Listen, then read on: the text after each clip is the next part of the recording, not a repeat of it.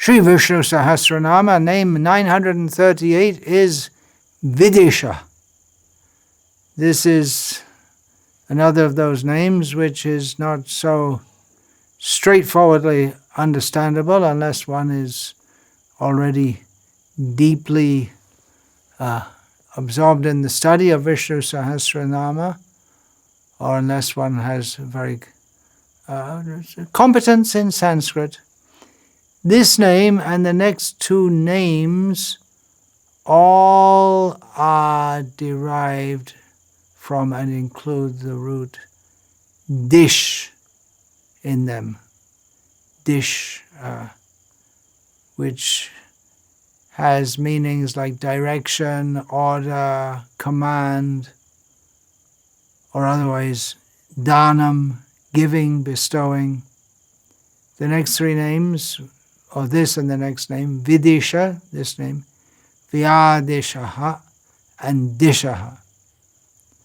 And the different commentators on Vishnu Sahasranam take different combinations of these meanings to explain these names. Parashara Bhatta takes the meaning to be one whose nature, the very nature of the Supreme Lord and his forms and his qualities. This means that he's spread out everywhere. And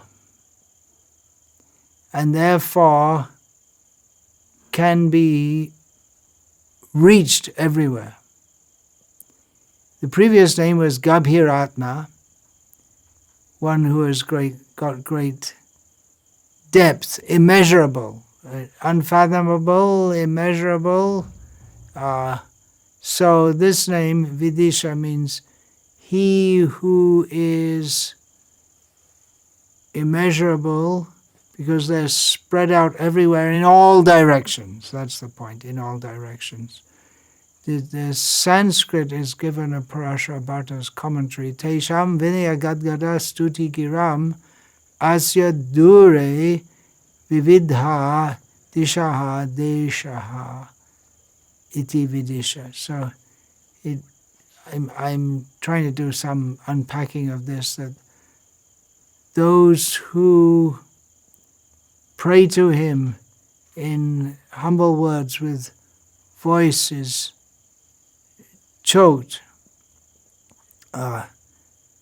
they can reach him even though he is seemingly at a distance. But he's everywhere also. That's my attempted translation of that. The demigods even praise him they may praise him, or the devotees praise him with very feeling words, but still his qualities are beyond their reach. So he's spread out, he's above, he's everywhere. We can't fully catch him, even though we try. Here's an interesting quote from the Divya Prabandhams. The four-headed Brahma and Shiva praise him till their tongues get scarred. It's an unusual usage. But he doesn't reveal himself to them, but he becomes revealed to devotees like Prahlad.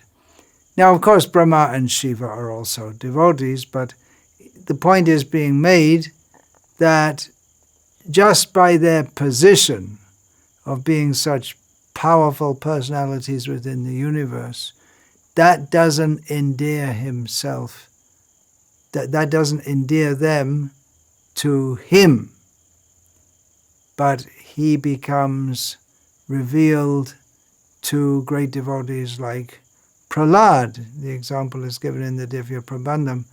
And we can say, continuing this discussion of Gajendra, that who cares for an elephant in the forest? There's so many elephants in the jungle.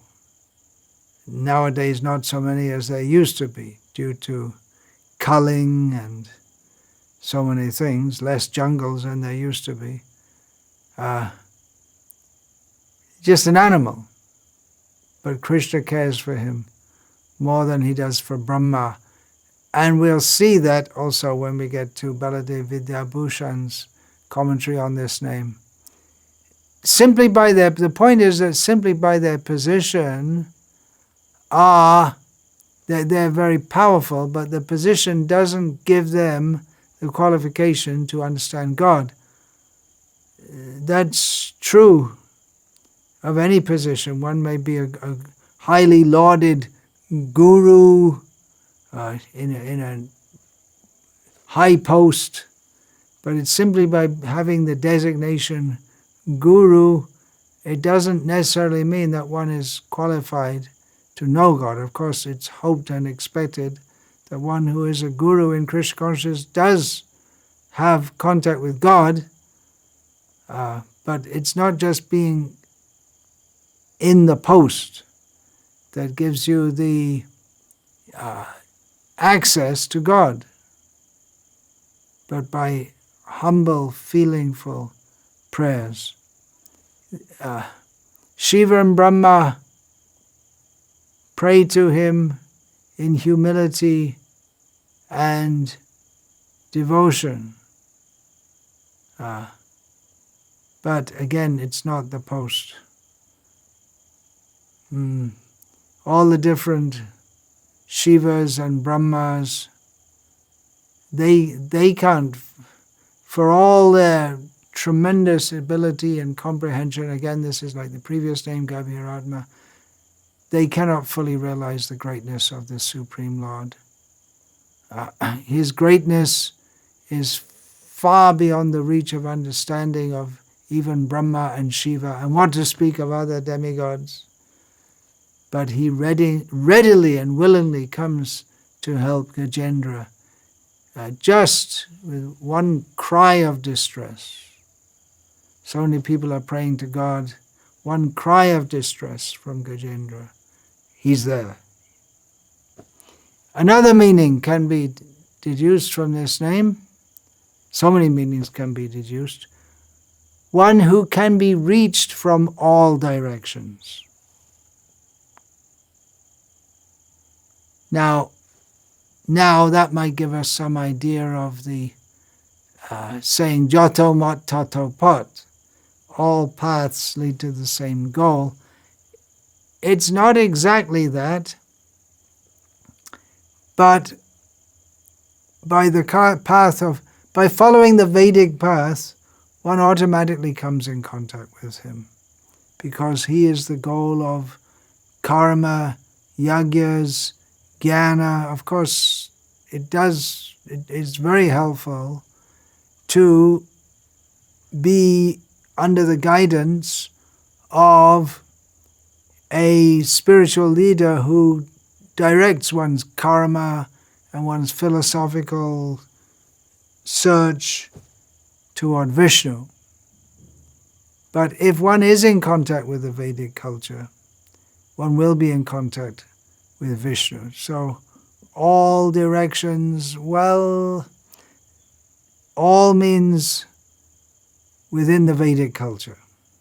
It's not that one can be a worshipper of Satan and come toward him by doing so. Wherever we are, we can call on him. We see Muslims all over the world, wherever they are, 5 times a day they're supposed to bow down in the direction of Makkah. But our Vedic understanding is that although there are, if we follow all the rules and regulations of Shastra, there are certain directions we're supposed to face in. Digvicha, consideration of direction, is a part of Vedic culture. There's certain directions we're supposed to face in when chanting Brahma Gayatri according to the time of day and the concomitant position of the sun. But really, calling to Krishna, it's heart to heart. We can do that anywhere, anytime, any place. We can call out to Krishna. And if we call out sincerely, he'll be very happy to respond to us. Shankaracharya gives the meaning of the name Vidisa as one who bestows all benefits on his devotees especially, or to everyone as they deserve it. And again, we see that other names prior to this have been interpreted in similar ways. So there's an overlap.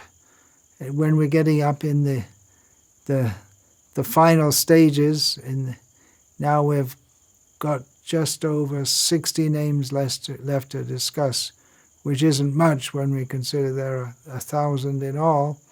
So we're going to find some overlap in the meaning of the names.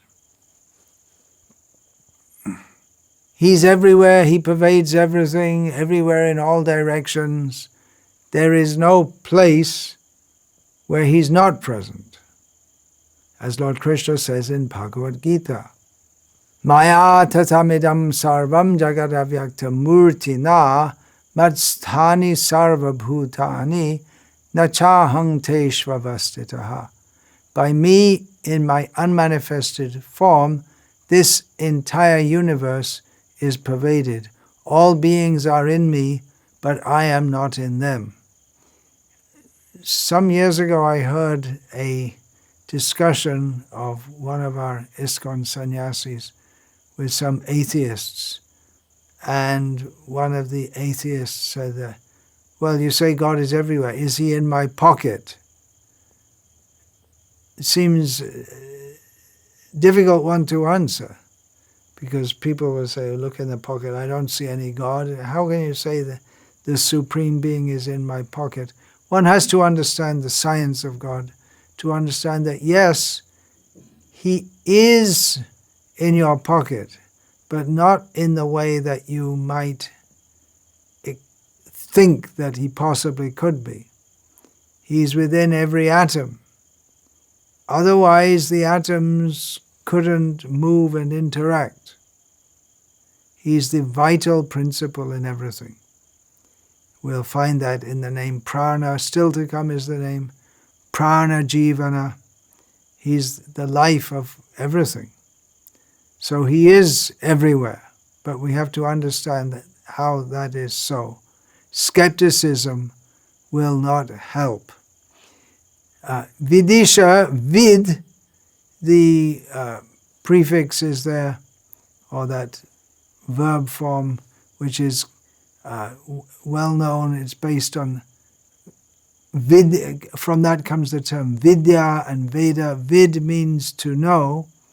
So Satyasandha Tirtha of the Madhva Sampradaya breaks down the name to mean that vid means to know, and sham comes from sukham.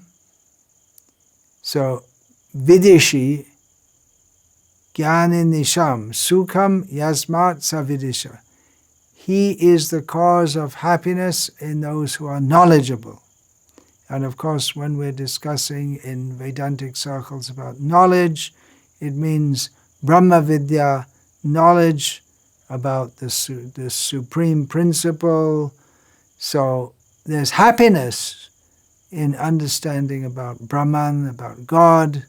So the happiness that is there, Brahma Sukh, spiritual happiness, that is He. He is the cause of that. When we come in contact with Him, naturally we become happy because He is all happiness, Satchidananda, eternal, conscious, meaningful happiness is He, Vidisha. Another commentator, Raghunatha Tirtha, explains vi as a prefix is a very common one, means Atishayena, which means to a great degree. Dishati means upadishati, to give instructions. So he who, in a very special way, gives instruction, and particularly this name is broken down to mean that he instructs very well, especially in the matter of performing sacrifices. And this explanation could equally apply to his revelation of all the scriptures. He reveals it very well, or in great detail. Baladev Vidyabhushan gives the meaning of the name as Avidisha. That's possible. We find many of the names, they're interpreted one way by some pundits, and in the opposite way by others by prefixing with a, which is possible if you understand some basic rules of Sanskritam. So Avidasha, he does not specifically, the prefix vit means in a special way, or so Avidisha, he doesn't give any special direction, command, and Baladev Vidyabhushan is interpreting these names, this particular series of names that we're covering now, in terms of the Brahma Vimohana Leela, how Brahma became bewildered when he attempted to outwit Krishna. So Avidisha, he did not specifically give any order to Brahma. He didn't give him any, he didn't elaborate anything. Krishna didn't give any verbal command. He was thinking, Brahma knows all the Vedas, but he's disturbed with my lunch with my friends. So Krishna, rather than giving any verbal command, simply with a gesture indicated to Brahma, just go. That's all. That's all. For Vidisha. Vancha kalpatarupyascha kripa sindhubhya evacha patitanam pavanebhyo vaishnavebhyo namo namaha